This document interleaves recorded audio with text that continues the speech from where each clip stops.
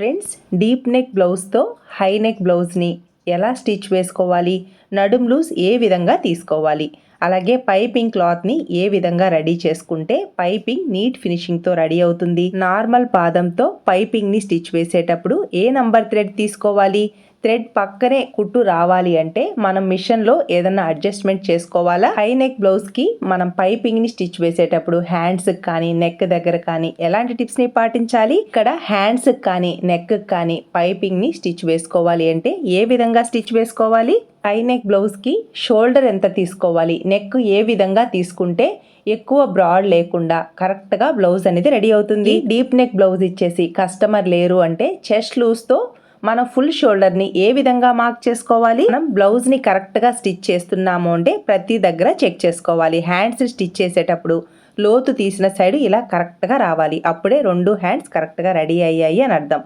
అలాగే ఫ్రంట్ పార్ట్ని స్టిచ్ వేసేటప్పుడు ఫ్రంట్ పార్ట్ పొడవుని, షేప్ బెల్ట్ రెడీ అయ్యాక షేప్ బెల్ట్ పొడవుని ప్రతి దగ్గర చెక్ చేసుకోవాలి. ఫ్రంట్ పార్ట్లో 3 డాట్స్తో బ్లౌజ్ని స్టిచ్ చేస్తాం, కానీ 4th డాట్ ఎప్పుడు తీసుకోవాలి, ఫ్రంట్ పార్ట్ ఫిట్టింగ్ నీట్గా రావాలి అంటే 4th డాట్ కోసం క్లాత్ని ఏ వైపు తీసుకోవాలి.